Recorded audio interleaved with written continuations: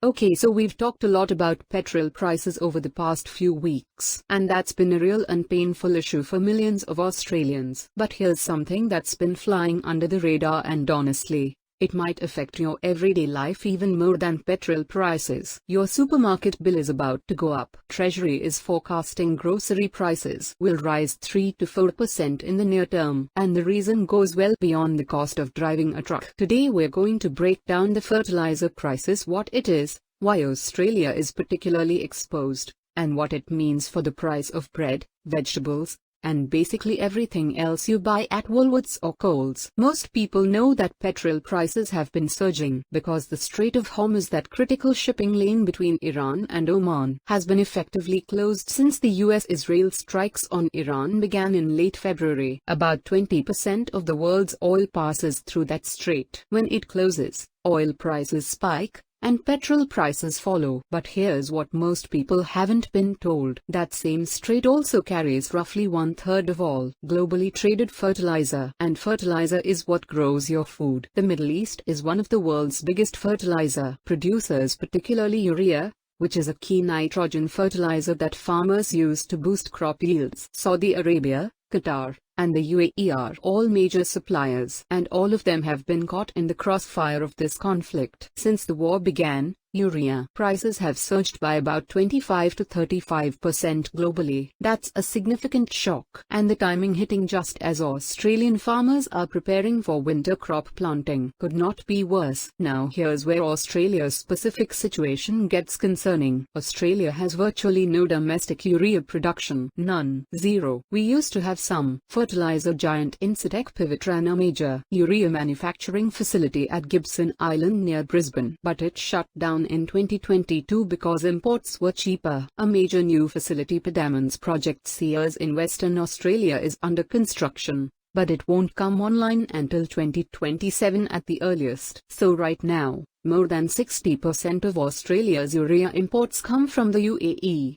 Qatar, and Saudi Arabia, 3 countries directly impacted by the war and the shipping disruption. Agriculture Minister Julie Collins confirmed this week that the government has set up a working group with the fertilizer industry to safeguard supplies. She said current reserves are sufficient and more is on the water, but analysts warn that if the disruption continues, the crunch hits at exactly the wrong time for planting season. Chris Lawson from CRU Group, a London-based commodities consultancy, put it bluntly this week: countries like Australia, which need fertilizer for the upcoming crop, are likely to be most impacted by the shortage. So what does this actually mean for your supermarket bill? Let's trace the chain from farm to checkout. Farmers need fertilizer to grow crops. If fertilizer gets expensive or unavailable, farmers plant less, or use less fertilizer per crop, which reduces yields. Lower yields mean less supply. Less supply means higher prices. On top of that, higher fuel costs mean higher transport costs. Every truck that moves food from a farm to a distribution center, and then from a distribution center to a supermarket, runs on diesel. And diesel is still near record highs. So you get what one analyst called a double effect. Higher cost to grow the food,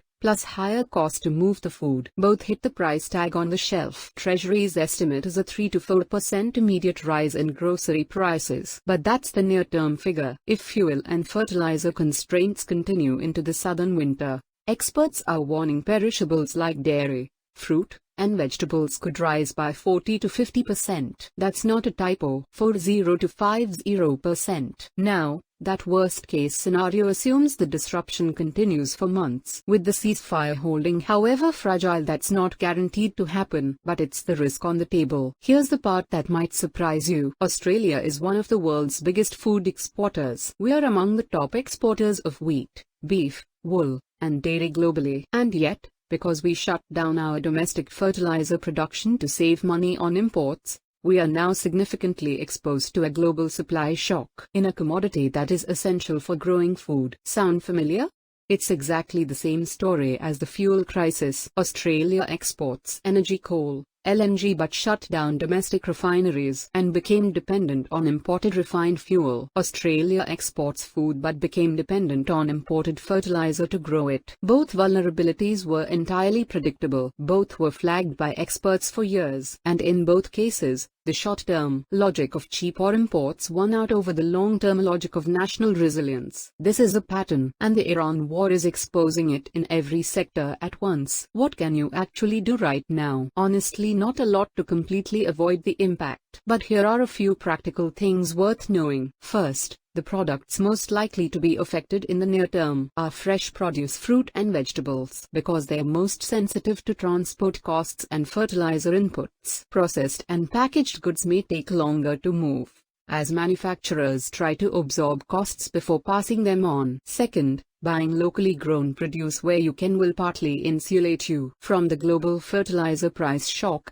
since local growers have already locked in their fertilizer costs for the current season. Third, and this is the longer-term picture, if you are someone who grows even a small amount of your own food, this is a good time to do it, not because of any imminent shortage, but because the structural vulnerability of Australia's food supply system is becoming increasingly hard to ignore. Fourth, watch what happens with the ceasefire talks. The US and Iran were due to meet in Pakistan over the weekend for negotiations. If those progress toward a lasting settlement, the fertilizer supply chain could start to normalize over the coming weeks. If the ceasefire collapses, the food price outlook gets significantly worse. Here's what I keep coming back to. We've been in a cost of living crisis for years in Australia. Rents are through the roof. Mortgage repayments have surged. Petrol is near record highs. And now the grocery bill is being flagged as the next pressure point. Every one of these pressures has structural causes that were building long before the Iran war. The war is accelerating and amplifying them. But the underlying vulnerabilities in housing, in energy, in food supply were already there. The question that Australian policymakers are going to have to answer is not just how to manage the next few weeks of the crisis, it's whether this moment finally forces a rethink of how we've structured our supply chains,